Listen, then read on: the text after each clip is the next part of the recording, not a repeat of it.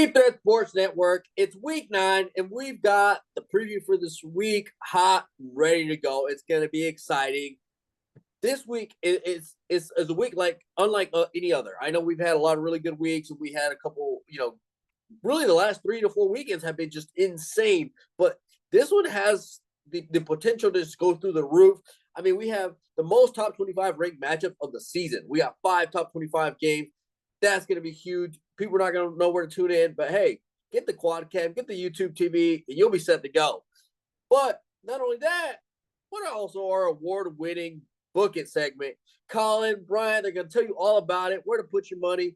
It's going to be good. Now, the games we're going to highlight, I'm going to quickly give you guys who we're going to talk about. We're talking about Mizzou, Bama, Boise State, UNLV, Notre Dame, Navy, BYU, UCF, LSU, A&M, Texas, and Vanderbilt, Illinois, Oregon, and Penn State, Washington. So these games are going to probably be electric. I wouldn't be surprised if they're all electric.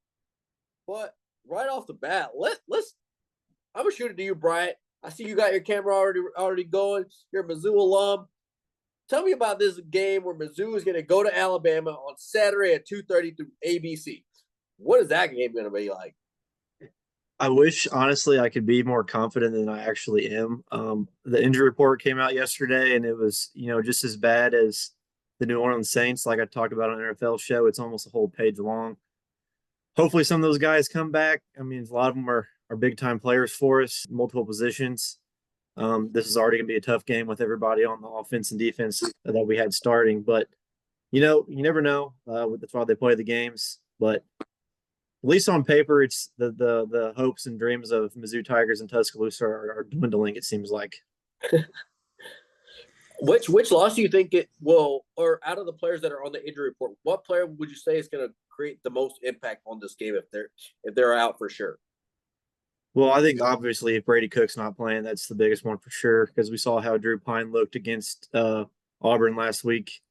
He was not the best at hitting receivers whatsoever, so I think that's the biggest one. But I mean, Mookie Cooper's already out. He made a big play last week that probably won us the game, honestly. So I don't know. Definitely Brady, but there's multiple guys on both sides of the ball. Well, Brian, I think Nate Noel being out is a massive loss too. I mean, this guy's rushed for over 500 yards from Mizzou, the lead back for Mizzou, and this is just a really bad look. You're talking about this injury report, and it is awful, man. This is all bad. Brady Cook being out is worst case scenario on top of Nate Noel, on top of Mookie Cooper. This is just a really bad recipe for success in this football game. The only beneficial thing, I guess, is Bama hasn't looked good as of late either. I mean, they don't look comfortable on offense. They don't look to be clicking. The rushing attack really isn't all that great from them, especially if Milroe's legs aren't going. Mizzou's defense needs to really contain the edge to kind of keep Milroe inside. Don't let him get outside and make plays and let longer-lasting plays develop. Don't let Ryan Williams get behind you on the defense. I know Mizzou's defense, at least it feels like once a game, they get caught kind of looking in, and it allows somebody to get behind them and allow for an explosive play. We saw that against Texas A&M. We saw that last week against Auburn, of all teams. Peyton Thorne found a receiver deep, Cam Coleman. I mean, this is something that Mizzou's defense has to limit. And if Mizzou's defense can limit this, this might be a really low-scoring game. Because if Drew Pine is starting for this football team, Mizzou's not going to score many points, let's be honest. I know Alabama's secondary, we've talked about it here many times, how that secondary isn't all that impressive. They get picked on quite a bit, and there's always receivers running open against them. So, yeah, man, if Drew Pine's there, this is just not good. I mean, credit to Drew Pine for even being able to play either. I mean, that guy got laid out time and time again last week, so the fact that he's even healthy is a miracle, I guess. I mean, if you want to call it that. I mean, it's just not good. I mean, starting out the week, I thought there was really no way Brady Cook doesn't play since he played last week and came in out of the hospital. And I thought for sure, if he played in that, he was going to be able to play in this one. I know, obviously, you get a little more sore, a little more stiff, a little more swelling throughout the week. But, man, this just is mind-boggling. It's really disheartening because I thought Mizzou did actually have a chance in this football game. I didn't think they were necessarily going to go win it, but I thought they would make it competitive, especially with the way Bama's played. So, I mean, yeah, just really disheartening. And Mookie Cooper doesn't get all the credit he deserves. He's a great route runner, finds ways to get open, is really pretty reliable underneath, doesn't find the end zone much. We've also talked about that. But him being out, not good either, fellas. I did see that it looks like Marquise Johnson might be a go. And we've talked about him here a lot. He's a very explosive receiver that doesn't get a whole lot of looks just because of how good the receiving core is around him. We also see Brett Norfleet pop up on the injury list yet again. Hopefully he's good to go. The defensive line for Missouri already has tons of injuries. Just injury plagued, boys. It really takes the life out of this football game for us as Mizzou fans, and it really takes away from what could be a spectacular football game because of all these injuries. So I don't know, man. Just buckle your bootstraps, hope for the best, and try to make it as entertaining as we can at this point. Yeah. I mean, Go ahead, Dave.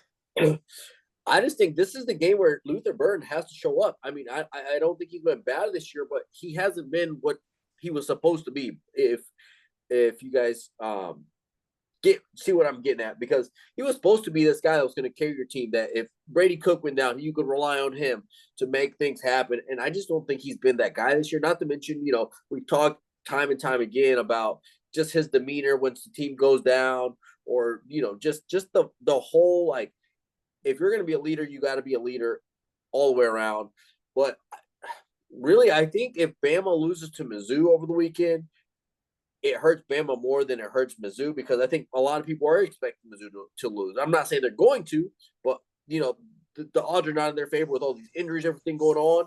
And if Bama loses to Missouri, I think they're their season like that. Oh yeah, their playoff hopes are already really, really slim at this point. They dropped this game, especially without Brady Cook playing. That'd be the nail in the coffin. There's a 0% chance they make the playoffs at that point. Brian, what were you about to get to? Looked like you had something good coming.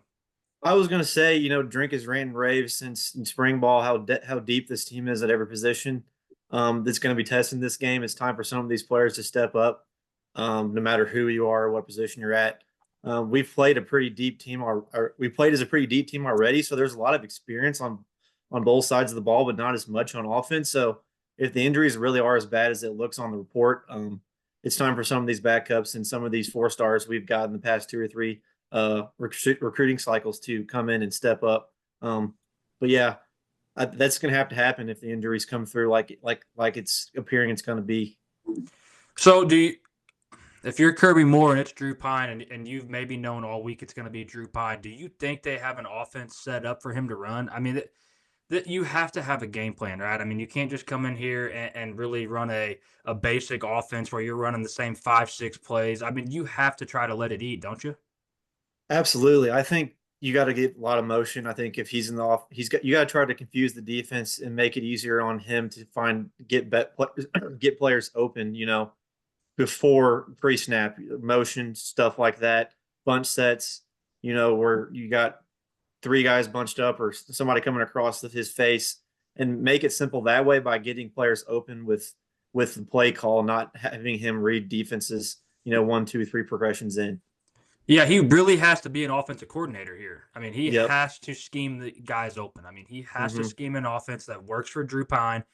We saw Drew Pine not getting through his progressions at all, and I'm hoping maybe it's just because he wasn't prepared at all. I mean, there is some reality to that when you get thrown into a football game like he did, when you're not expecting to, it really catches you with your pants down. So, I mean, I'm hoping if they had a full week of preparation with Drew Pine, hopefully it looks somewhat better. Now you are playing a good front 7 from Bama. That's going to make it a little bit tougher than it would have been against an Auburn.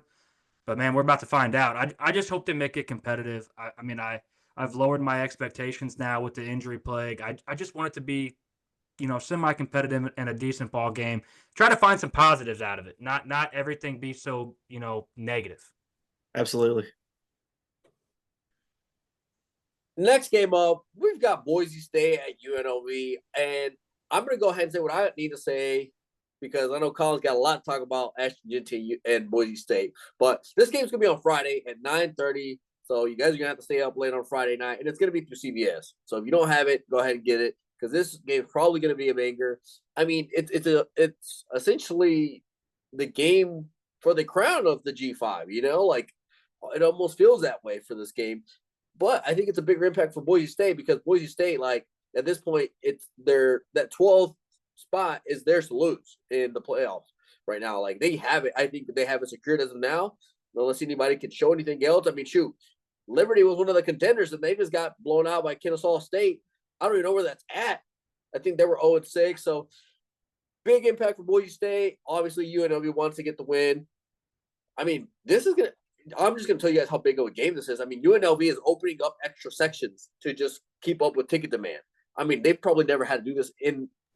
I want to say I don't know where I saw it actually that this like they literally said this is the biggest game for the UNLV football in history. Like this is the biggest game. I mean, that's all you can say about it. I mean, it's going to be a great game. I think I hope it's competitive. Collin, what do you think? Where do you see this game going? Well, this is going to be an absolute banger. You're right. I'm probably looking maybe the most forward to this game as I am of any all weekend next to Texas A&M LSU. I mean, this is a fantastic football game. Two G5 teams that are trying to get after it and find a spot in the playoffs.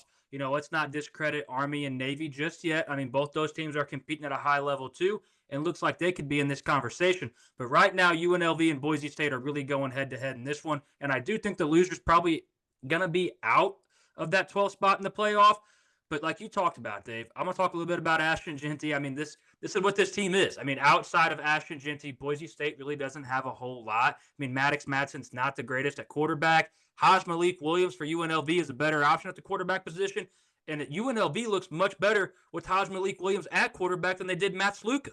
I mean, this team's found a new life. This team's playing together. This team's rallied around one another and really trying to prove a point. Barry Odom doing a great job at head coach, the ex-Mizzou head coach, you know, having way more success at UNLV than he did at Missouri. But, man, these are two high-level competitive teams. Both of these teams can ramp it up and score in the 40s. Both of these teams are top 6 in rushing attacks. Both teams are great against defending the run. So this is a battle of strengths. I mean, this is just going to be awesome. I mean, I cannot wait. Let's not forget this game is Friday night at 9:30. So this is going to – make sure you tune in. It's going to be a late one, and I cannot wait. I will be up for this game all night long.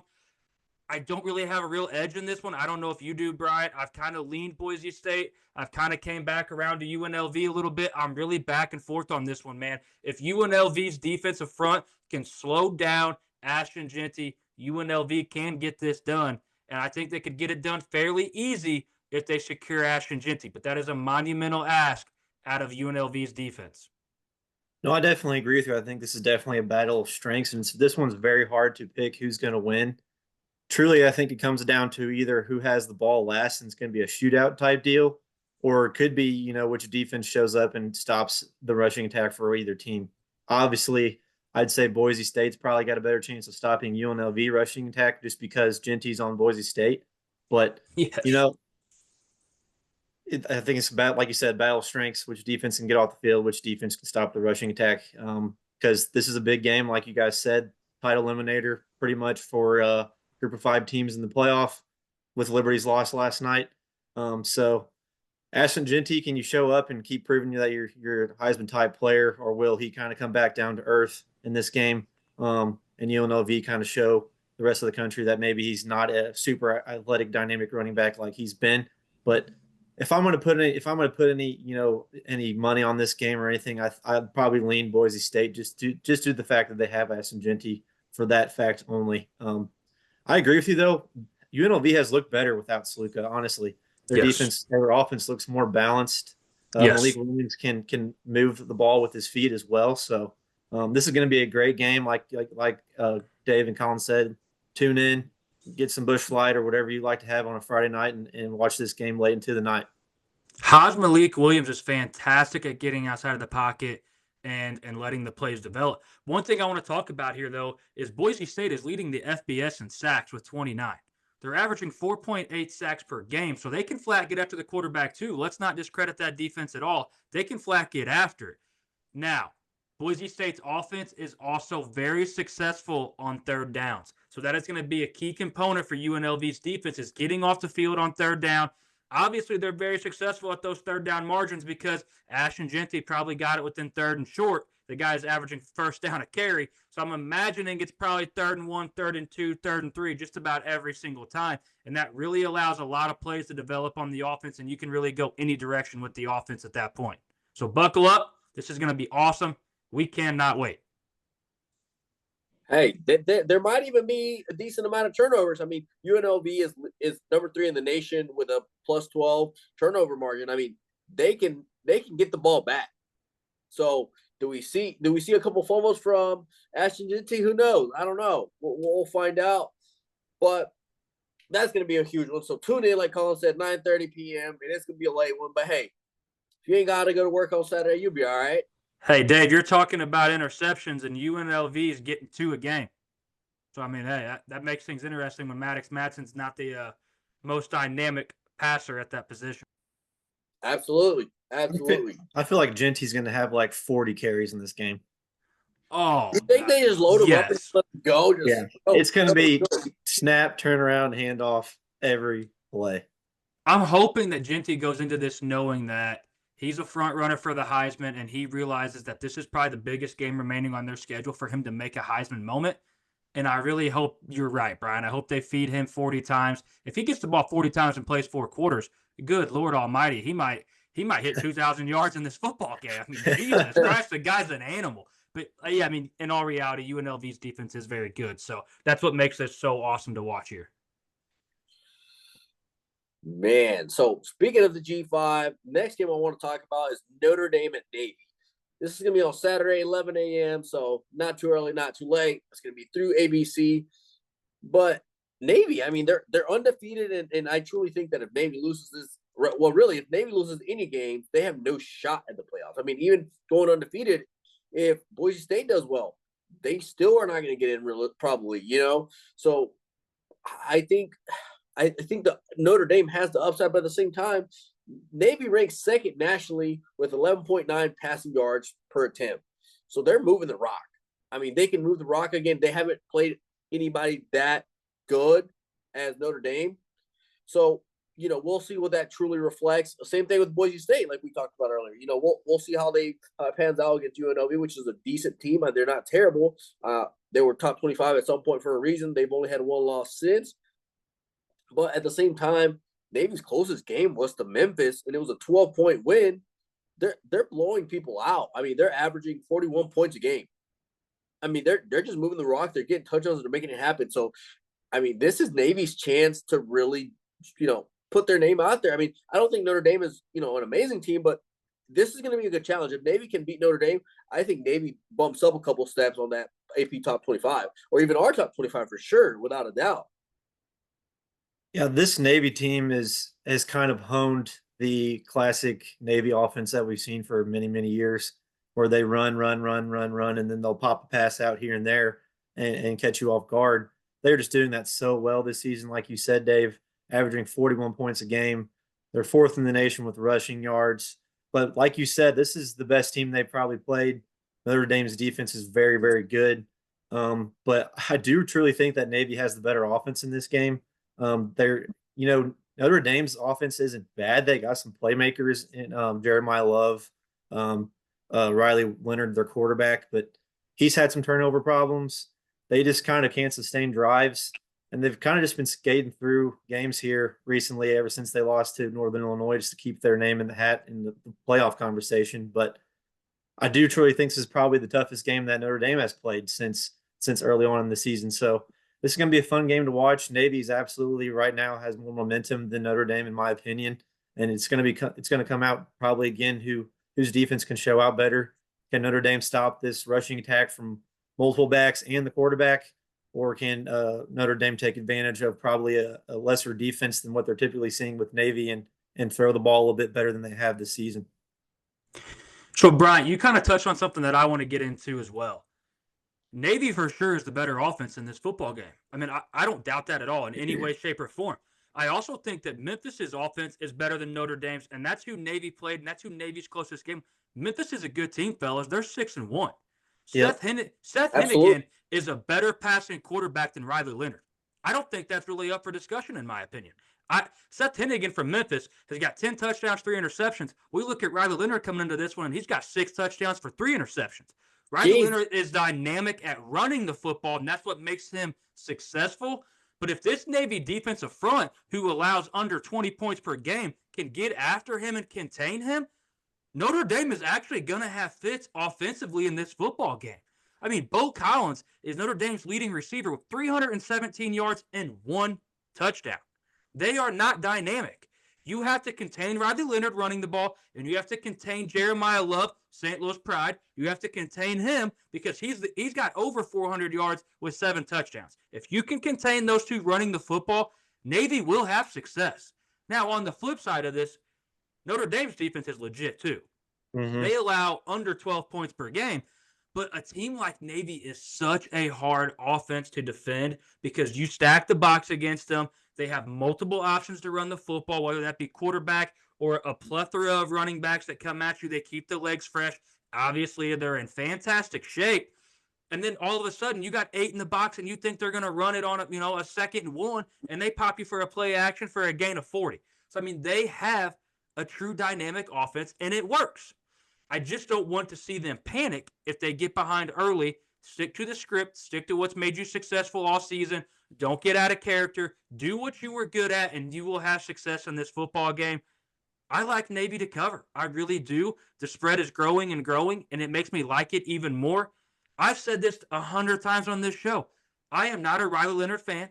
I do not think Riley Leonard is that good. Yes, like I said, he can run the football. I do not think he is a dangerous passing option for Notre Dame, and their receivers are not that great. So Navy's got one job to do, and that's contain the run. Notre Dame's got one job to do, and that's contain the run.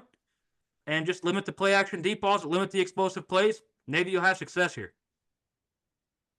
Yeah, I think if Navy can dominate time of possession in this game, that only benefits them more.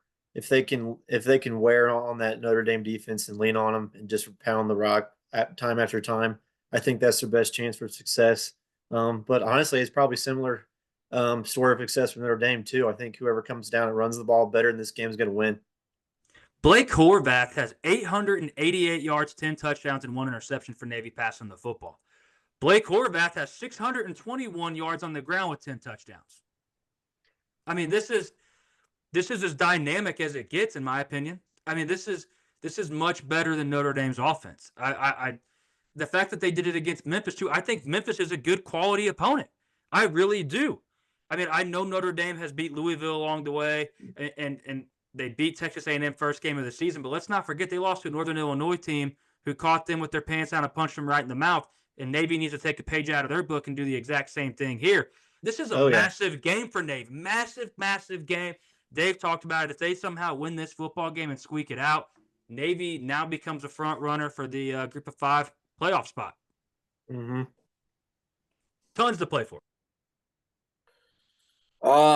Hey, everybody wants those spots in the college football playoff. Everybody's mind is there. That's why it's been so competitive this year, because everyone believes they have a chance from number 1 to number 25 at this point. If you're in that top 20, you got a good chance. Anything can happen. On that point, Dave, if Notre Dame loses this football game, they're done. See you, bye. They got no shot. They're out.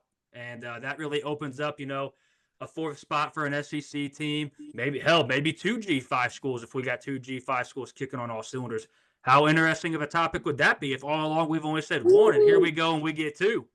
Hey, I'd love 2 G5. I just want to see what happens. We've seen it happen in college basketball before, where a 64 seed makes a good run. I'd love to see a 12 seed make a good run, knock off the number 1 team in the country. But hey, we'll see how that plays out. Another game that I do want to talk about that's going to be exciting is BYU at UCF. This is going to be on Saturday at 2:30 through ESPN. So tune in, because I think this game is going to be crazy. I can't figure out who's going to win this game, truthfully, and I usually have a good idea of what way I'm leaning. But man, let's talk about UCF. Almost knocked off Iowa State, and Iowa State we know is a quality program. They're a good program, and then I really do think they are the best 3 and 4 team in the country. Now it's 3 and 4, so take that with a grain of salt. But I think they can disrupt a lot. We talked about it earlier this week, how teams like Louisville, teams like South Carolina. These are those teams that on paper they're not, the records don't show that they're that good, but man, they will ruin a schedule. And I think UCF is a perfect example of this. And then BYU is coming into this wanting to take that crown for the Big 12. They want to be that, undefeated. They want to be that number 1 team in the Big 12. But, they have to get past UCF first, and I don't think it's going to be that easy of a challenge as, BYU might think it is. Hey, Dave, I'm making all these faces, and I'm shaking my head, and I'm hanging my head, not because of anything you're doing. I'm watching this Syracuse-Pitt game in the background, and Kyle McCord just threw his 3rd pick 6 of the game. Wow. And I'm on Syracuse +5, and they're down 30-0 going at halftime. So let's I'm gonna redirect my attention back to this. That may be a sign to fade the book it segment this week. I was gonna say, don't Might pay be attention getting to the end of the show. might be getting cold, but yeah, Dave, you were exactly right. This is a nightmare-ish game for BYU, and maybe you two can tell me something that I'm missing, because the fact that this game opened at BYU -2.5, I believe, and now we're all the way over to UCF -2.5. What am I missing? I don't feel like UCF and this Gus Malzahn UCF team is very good. Now, I do think the QB change with Ja'Carry Brown from KJ Jefferson has sparked this team a little bit. I mean, I think it's gave them a little bit more life. Kobe Hudson's a great player. RJ Harvey's a great player. So BYU's defense has really got to pay attention to them. But am I missing something? Like, do you guys know something that maybe I don't? Because I want to absolutely back the truck up on BYU +2.5. I truly do think just that how close UCF played Iowa State last week, and how their biggest advantage in this game, excuse me, is the rushing attack with RJ Harvey, and BYU's been getting gashed lately with that. So that's the only reason I can see that BYU is an underdog in this game. Probably a little bit to do with they're on the road as well. But I mean, BYU has been playing so well all season. I mean, they've blown out K-State. They've won so many games by a lot of points. I mean, their only closest game was early on in the season. I kind of agree with you, Colin. I think this UCF team is very up and down, and BYU has been a lot more consistent. If Retzlaff can keep them, lined up and playing like they have been, I think they win this game pretty easily, honestly, because their passing defense is way better. It all comes down to them. I think if they could stop this rushing attack that UCF has, because RJ Harvey is a very, very good running back. He has put up serious numbers this season. So I think if they can stop him, they win. But this game is a lot closer as far as Vegas is concerned for me than I thought it would be originally. I couldn't agree more, man. This is crazy to me. And I think if Retzlaff wouldn't have had that incredible drive to end the game for BYU last week against Oklahoma State, I could get more on board with this line. But Retzlaff really proved himself to those that already doubted him. And I was kind of one that doubted him a little bit. And he marches that team right down the field to go get a win. That proved a ton to me. I also know this game's not in Provo. And BYU at Provo is very, very dangerous, much more dangerous than they are on the road. But this is still a really good football team. They're undefeated. They're in our top, I think, 6 for a reason. So, I mean, I just don't get it. UCF is not that dangerous of a place to play. I mean, it is not a place where you have nightmares that you're traveling to. Yes, they are a team that could sneak up on you, but I just don't get it. I know Retzlaff does have 7 interceptions on the season, so taking care of the football for him is a priority in this one. Find Kobe Hudson a lot. Find RJ Harvey out of the backfield. Those guys are playmakers for UCF if they want to win the football game. Well, I think, I think because at the beginning when I looked at this, I was like, oh, BYU for sure, But then as I kind of did a little research, digging at stats, I was like, oh, snap, like UCF has a decent chance on this. Because especially if we look at the Oklahoma State game, I think that was 2 weeks ago because I think they had a bye last week. BYU gave up 269 rushing yards against Oklahoma State. Now, well, Ollie Gordon is on that Oklahoma State football team. Yeah, but he's not the Ollie Gordon he was supposed to be, though. Like, he's had one good game. I agree. And the fact that he had one good game against them, yes, is concerning for that BYU defense. But I think maybe they came into that game just a little arrogant, man. They were at home. They've been great. They're undefeated. They still got the job done. They still got the job done. And I think Oklahoma State and UCF are a comparable football team. So if UCF wins, I guess that's fine. But I just don't understand the line. That's all. That's what I can't wrap my head around. Well, the thing is too, like UCF leads the Big 12s in rushing yards per game. They're doing about 280 rushing yards a game. Like, this is what they're averaging. I mean, and that's the most BYU gave up against Oklahoma State. I mean, man, I think that rushing game for UCF, if they can get going, there may be some spots on the BYU defense that can be exploited. And if that happens, ain't no telling where this game will go. That's why I said I think if BYU wants to win this game, they have to stop the run, because I think you can argue that RJ Harvey is probably just as good as Ollie Gordon this year, if not playing a little better, just stats-wise. So BYU's going to have to toughen up in the trenches on defense and try to find a way to stop him.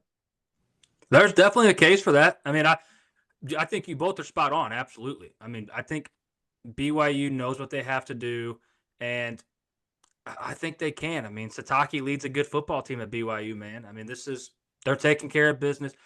I think for me is I don't want to start doubting them in a football game right at the same time I started believing in them in football games, if that makes any sense. Like, it took me a while to get on board with BYU.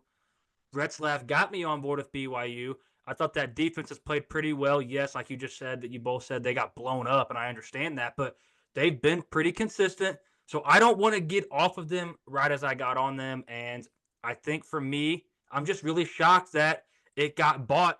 What is that? 4.5 points. I mean, it literally moved at a rapid pace the other direction than what I thought it was going to go. Hey, maybe they know something we don't. There's got to be something, right? You're right. And because I've gone in, I've looked 15 times at injury reports thinking, okay, maybe Retzlaff got hurt and I just don't know about it. Maybe he got hurt in practice and they're just not letting – no, he's playing. I mean, they have limited injuries. So, I mean, I've harped on it enough now, but, man, I'm mind blown by this.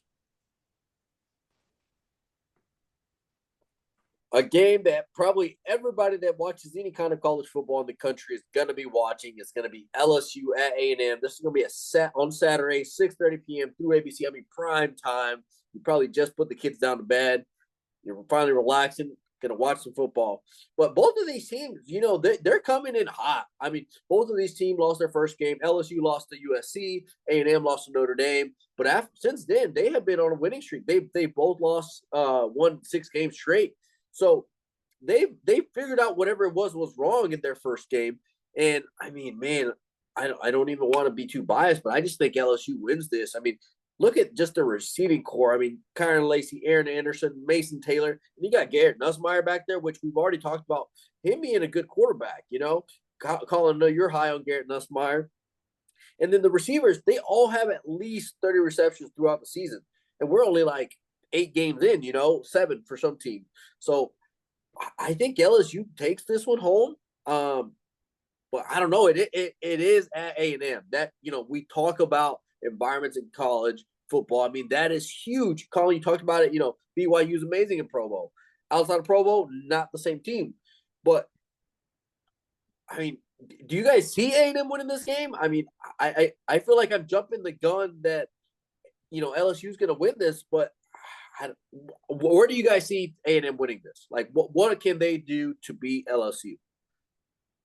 I think it comes down to which kind of wingman we get, how dynamic on both sides of the offensive attack they are with passing.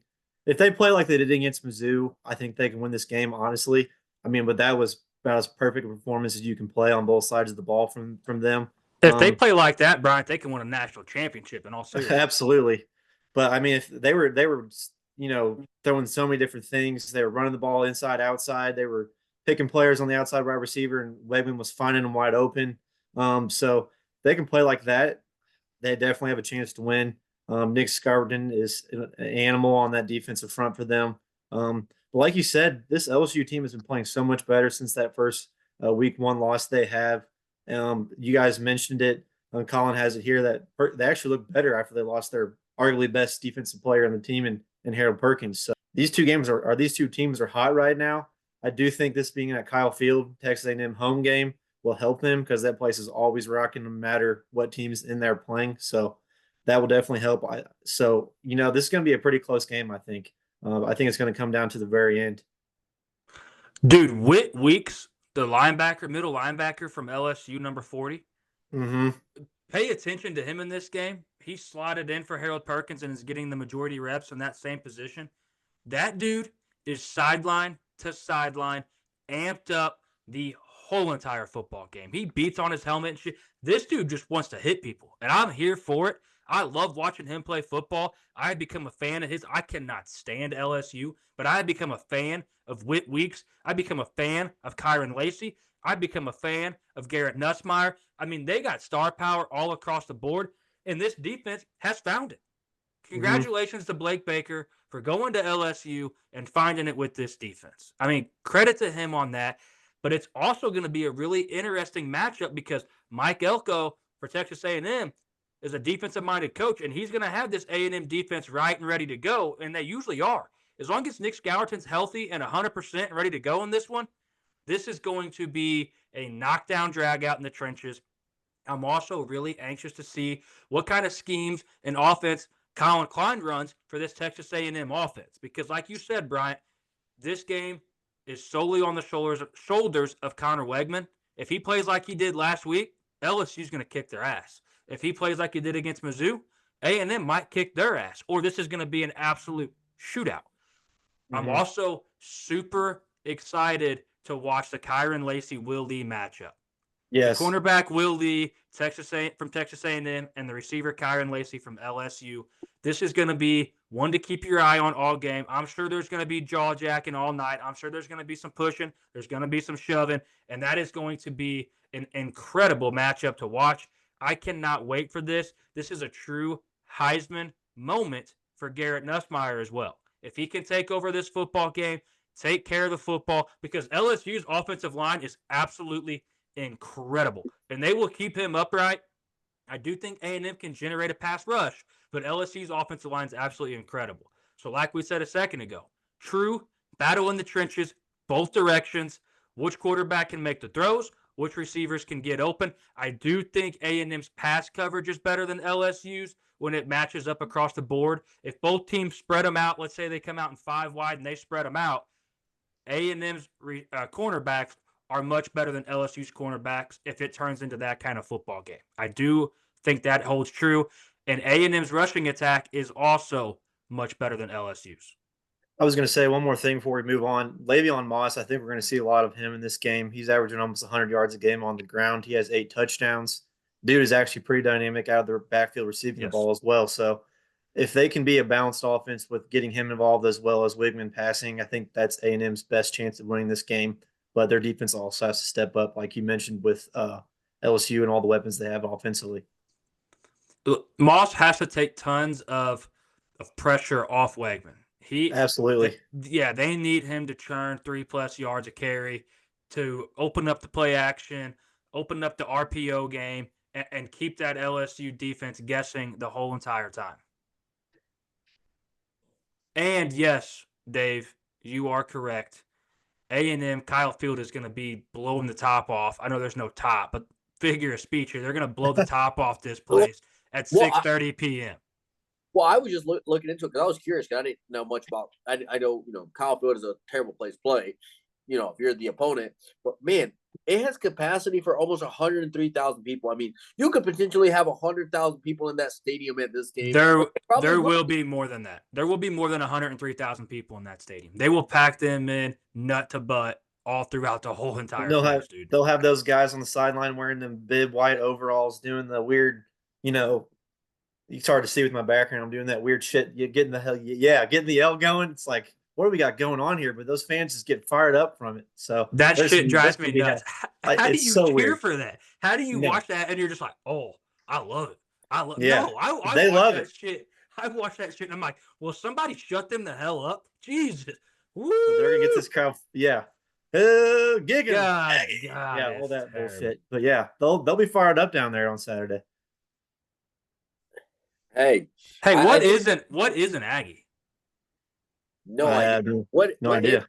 I have no idea. That's a good look, call. Fellas. It ain't worth looking up. We don't care that much. I just didn't know what the hell an Aggie was. I didn't know if I was missing something.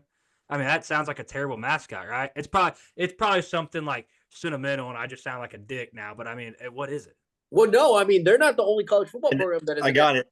An Aggie is a student at an agricultural school or college, or a person who is associated with such an institution. So it's literally short for agricultural. Not creative. I thought it was going to be not sentimental.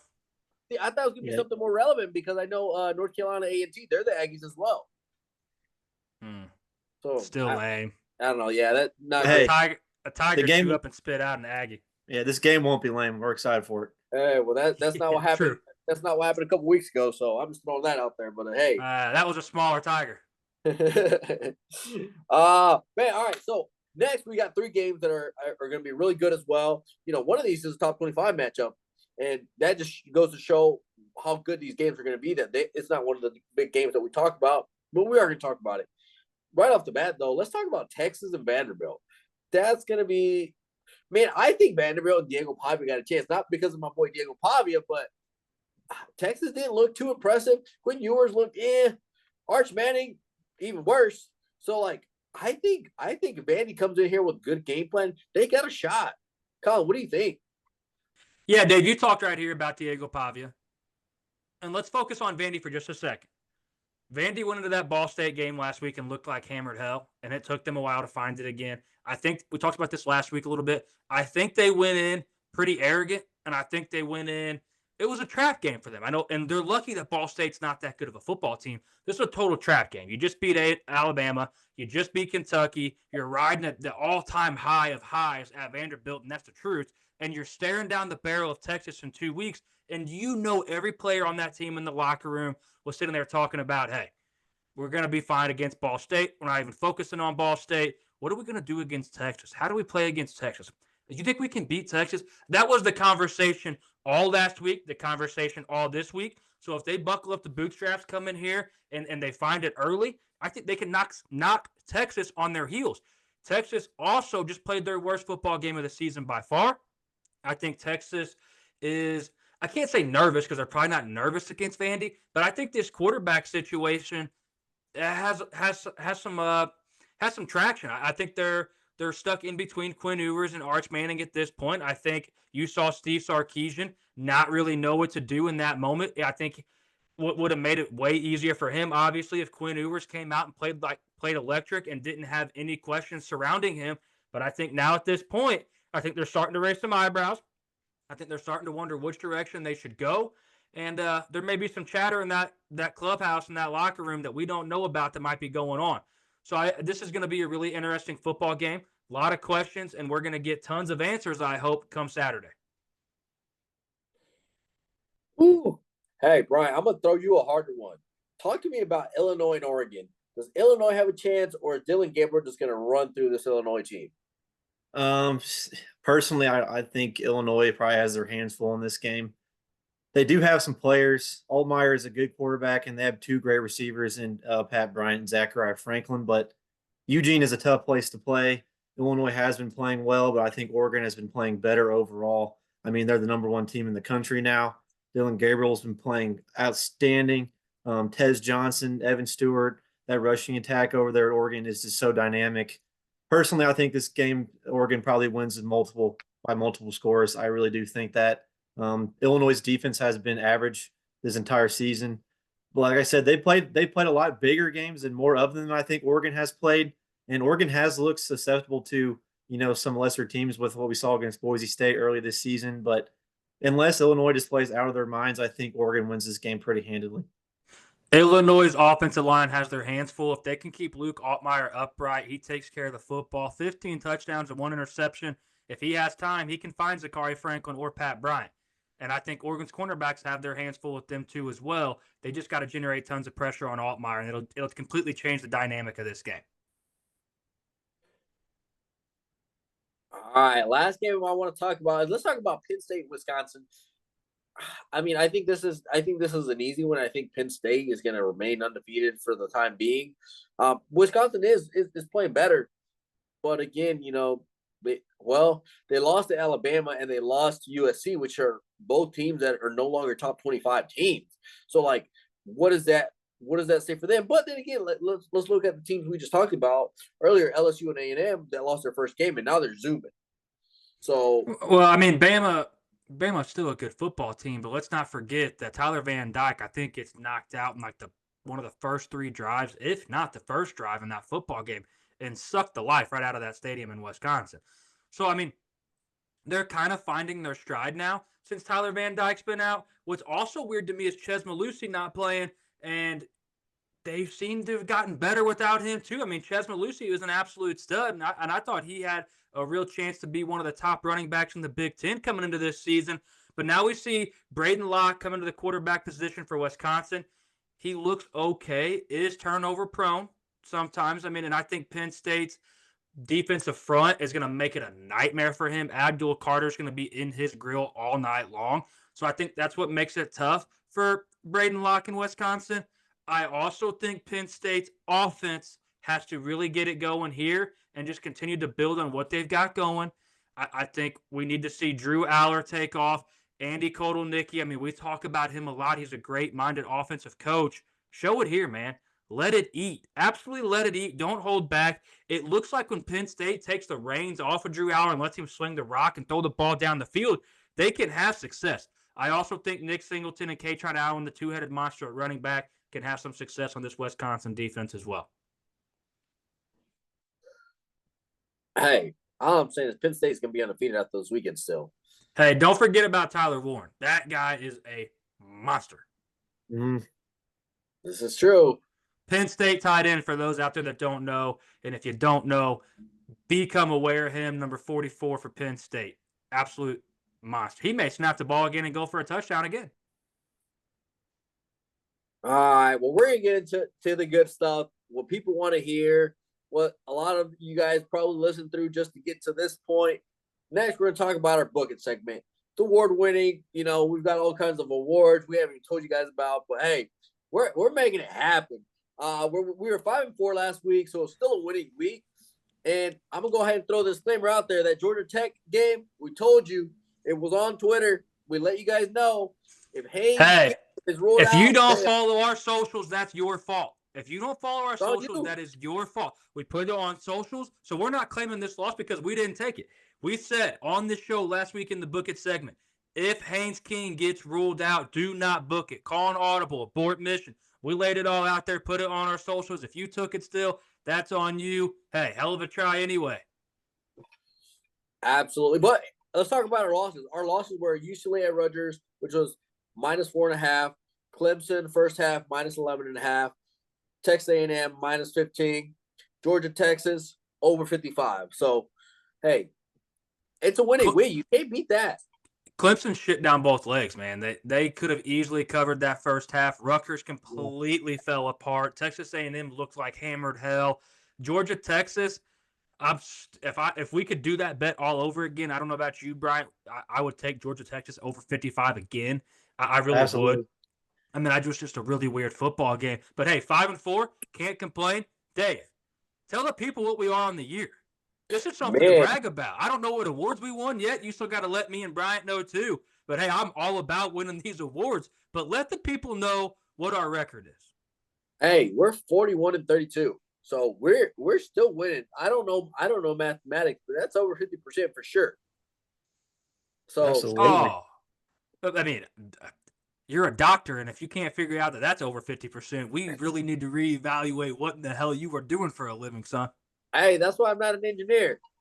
I don't do math. You don't need. Hey, you're not adding and subtracting things. So, but yeah, hey, that's like 58%. I did some math already, so that's like 58%. Pretty darn good. Not a lot of resources are doing that well. So let's Collin, tell us about this week. What do we got? What do you got for us this week? I know you got some good stuff. Let's make people money. Yeah, man, we're really looking forward to this week. This is going to be fantastic. What Bryant and I kind of talked about a little bit on these bets is this is kind of a hard week, I feel like. I mean, I think we're averaging almost giving you guys 10 picks a week. So we're going to try to always stay in that 8 to 10 range for you guys. You know, this was a little bit tougher. We were laughing earlier in the episode if you weren't listening because I am on Syracuse +5 and Kyle McCord almost has those +5 points and interceptions for pick 6. I think he's at 4 interceptions now with 3 pick 6 in the first half of this football game. So maybe fade us this week. I don't know. I mean, we have been hot. But yeah, man, let's dive right into it, Dave. Let's kick this thing off, baby. Let's book it. All right, Collin. So let's go ahead and hit him with the first one. One of the biggest games, BYU at UCF. Who do we got? Hey, this game, we talked about it earlier, and we talked about how it's going to be hard for us to hop off BYU now that we're on them. I liked this line earlier in the week at BYU -2.5. So Bryant and I talked a little bit more. BYU +2.5. Bryant, what we going to do, baby? We're going to back the Brinks truck up and book it. We're going to book it, baby. Back the truck up. I love it. Hey, this isn't a mega whale. Let's not get carried away, but this is this is just like, what's a smaller whale? This is like a tuna fish. It's a tuna fish bet. It's our tuna fish. All right, Oklahoma State and Baylor. Oklahoma State, I'm assuming they're gonna win this. Here we go again. taking Oklahoma State in the points. I mean, we just keep doing it to ourselves. This is going to be like a little goldfish. Oklahoma State +7. Hopefully, Ollie Gordon finds it again, and they keep him moving north. If he keeps moving north, Oklahoma State's going to have success in this football game. And I do think there's a chance Oklahoma State wins this football game. I'm not sold on Baylor. Oklahoma State +7. Book it. All right. Texas at Vandy. What do we got for that? I know people want to hear about this one. Bryant, we had some serious conversations here. Had a lot of conversations about the quarterback position here for Texas and how things are going to look for them. We didn't have tons of conversation about the Vanderbilt quarterback, Dave's best friend, Diego Pavia. Vandy, +19.5. Bryant, tell the people, baby. Hey, that's too many points. We're going to book that shit. We're going to book that shit, baby. All right. FSU, Miami. What do we got there? Yeah, this is a home game for Miami. And I don't think Florida State's defense has looked all that great this season. We saw Miami's defense get a little exposed. I know FSU runs a kindergarten offense now these days, but I really do think both these teams can kind of score some points, and I think Miami can really score some points. Florida State, Miami, over 54.5. Buy the hook. Don't forget, we're buying the hook on all these. BYU's down are +3. Vandy's +20. Florida State, Miami, over 54. Dave, tell them. Hey, lock that in. Book it. You know we make you money. Hey. Hot take of the week. Florida State keeps this game close. Whoo, no chance. Cam Ward. You forgot about Cam Ward. That's why I said hot take of the week. This game is going to be high scoring, and it's going to be closer than you think. Okay, hey, I can get behind that. Miami is known to be battle tested. This is a bitter rivalry. Miami This does like Florida State will play. I think Florida State will play well in this game, probably better than you think. They won't win, but it'll be closer than you think. If this is a close game, like you're saying, this makes the over even more enticing, in my opinion. That's why I liked it behind the scenes. Absolutely, baby. Let's go. All right. Penn State at Wisconsin, home of the cheese curds. What's going on there? Well, the fans aren't going to be eating many cheese curds that night, baby.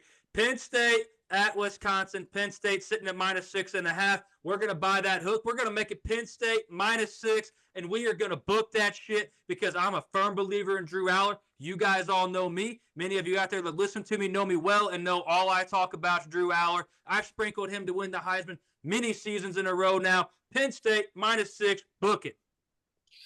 Whoo! Hey, the next game, is it going to be a shootout? I'm talking about LSU at Texas A&M. What is that game going to look like? This game's very interesting. This is one of those games. This is not a mega whale. This isn't even a tuna fish. This is one of those that we had conversation about, and we want something in this football game. We want to make it even more entertaining than what it already is. And I do think that if we are going to lean a direction and feel confident in something, LSU at Texas A&M over 54. Book it. Hey, lock that thing in, baby. Next, let's talk about Utah State at Wyoming. A lot of people probably haven't even watched Wyoming this year. Neither Utah State. The only Utah team that people are watching is BYU. But what do we have there?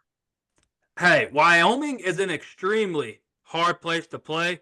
The weather's always iffy. The game is always super kind of boring. I know both these teams can score points at times.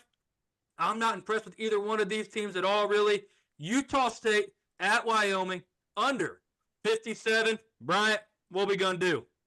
Hey, we're going to book this battle of 1-6 teams there in Wyoming. So we had to dig deep for this one, but I think this is a hidden gem in our book it segment.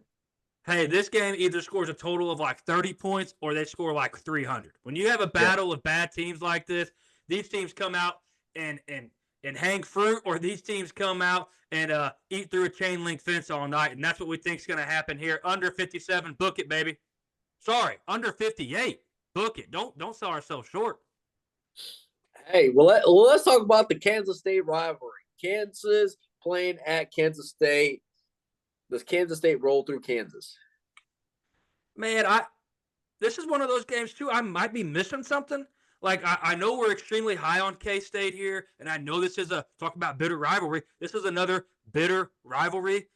But, man, Kansas is not a good football team this year, fellas. They have completely fallen off the map, in my opinion. K-State, I think, is hitting their stride now. I think they completely rallied around one another and gathered themselves after that ass-kicking in Provo. Kansas at K-State. K-State -10. We are going to book that shit. I love this one. This is one of my favorite plays of the week. We may look like idiots later, but, hey, K-State -10, book it. Man, hey, another team that's going to challenge the ACC in Miami and, all these other ACC teams is going to be SMU. SMU is heading over to Duke to play them in Durham. How's that going to go? Duke's playing pretty good right now. I think they have one loss currently. Hey, Manny Diaz has this Duke program picking right up where Mike Elko left it. So, credit to him for that. But I'm not sold on this Duke football team in any way, shape, or form. I think they've had an extremely soft football schedule. I think SMU is a football team that has a point to prove. They beat a good Louisville team. They had an absolute banger against BYU, who both of those teams are better than anybody Duke's seen on their schedule, I think, thus far. So I really do think that SMU handles business in this one. I think it opened at SMU -10. It's now up to SMU -12. SMU at Duke, SMU -12. Dave, tell them what we're going to do. Hey, lock that thing in, baby. Book it. Let's go. All right, last game. You know how to save the best for last. We've got Dave's favorite. Cincinnati at Colorado. I'm leaving. Thunder's gonna make it happen. Hey! Just because oh shit! I thought the show was over. My bad. Hey, just because you're a Missouri State stud football player doesn't mean anything. If you broke a record, that's not on me. You're the broken record with the Buffaloes. Hey, that is the truth. Dave is a broken record 24/7. Dave's always talking about Colorado. We thought Bryant and I talked. Bryant. What the people don't know is the reason Dave put this photo up behind him is he has a giant Colorado Buffaloes flag on his wall with a little miniature like shrine of Travis Hunter right in front of it. So he's just too embarrassed to show it to everybody. Hey, Dave, didn't Travis Hunter expose you for DMing him one time asking for his gloves after a game or something? Wasn't there something along the lines of that? I don't recall that. I really don't. I've just been traumatized a little bit after Mizzou got destroyed by Texas A&M. I've just been hard since then. Hey, that's always what you go back to. Hey, that's Bryant and my story, and we're gonna stick to it. You asked for Travis Hunter's gloves, and he told you no because you don't talk about him enough. That's how the Colorado guys are. They want you to talk about him even more. So, hey, what we did for you this week, Dave, is Bryant and I are taking care of you. Colorado is hosting Cincinnati. I don't think Cincinnati is a great football team. Hey, talk here. I don't think Colorado's the most spectacular football team, but Colorado's outperforming expectations for us, and Colorado sitting at -5.5. Last we looked, we're going to buy that hook, and we're going to take Colorado -5. Brian, I'm going to kick it to you to tell people what we're going to do because Dave wants to so bad, so we're just going to have you do it instead. Hey, we're going to ride with the Buffs in this game in Boulder, Colorado -5.5, like Collin said. We're going to book that shit. Go Buffs. Hey, this is a hedge bet for us on this network. We have Colorado under 5.5 wins, so we're going to try to buy our way out of this one with a Colorado cover in this football game.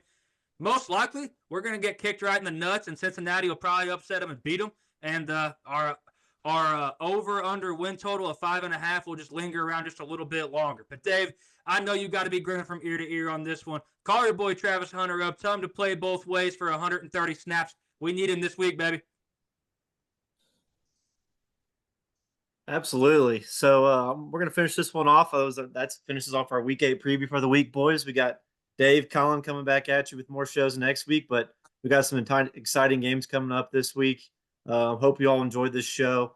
Dove into a lot of good games this week, and then dove into everybody's favorite, our Book It segment. Like Collin said, we started off pretty slow this week with the Syracuse game that's right now, but you want to fade us, that's your problem. We've been 41-32 on the season. We're on the Book It segment, so keep riding with us. Collin, take us home. Yeah, you're absolutely right, Brian. Fade us if you want to. May work out for you one time, but don't get used to that because we've been extremely successful. We are less successful throughout the week during the games. That's just because we like to watch football. We want to make this shit more entertaining, so we always get our hands on something. But, man, the weekends have been good to us, and we hope to continue that trend. This might be one of those weeks where we don't feel the most comfortable about our 10 picks. And, hell, this might be one of those weeks where we go 8-2, 9-1, hey, maybe even 10-0 just because we don't feel comfortable. And if anybody out there is an avid bettor like this network is, that's one of those feelings where when you don't feel good, things usually go your way. And if you feel great about something, it usually kicks you right in the nuts. But, hey, this has been tons of fun, fellas. Another great weekend of college football. We've said it here before. If you are doing things on Saturday that do not involve college football, you are missing out. That is your problem. Tell your fiancés the weddings can wait. The big deer on camera can wait. The pumpkin patch can wait. I mean, you name it, it can wait. My wife wanted to take family pictures on Saturday. I said, ain't no way in hell we take family pictures on Saturday. You know better. Move them to Sunday. Hey, I was successful, boys. I held my ground. I stood in the trenches and won that battle. Hey, they got me. They got me. I'm doing 9:30 Saturday morning. Hey, well, you're the dipshit that vacuums on Saturdays too, so I don't want to hear no lip from you, man. I expected something from you on Saturday. You always hit me with something like that. But absolutely, tune in, keep following along. We cannot wait to come back to you guys next week. Hopefully, we're talking about a Missouri Tigers win. Doubt it, but maybe we are. Football has been extremely unpredictable this season. Now, you can follow us on X at DT_sports_. Instagram, Deep Threat Sports with a Z. TikTok, Deep Threat Sports Network. Facebook, Deep Threat Sports Network. Spotify, Deep Threat Sports. YouTube, Deep Threat Sports. Hey, stay tuned. Dave, Bryant, this has been tons of fun. Until next time, fellas. Peace.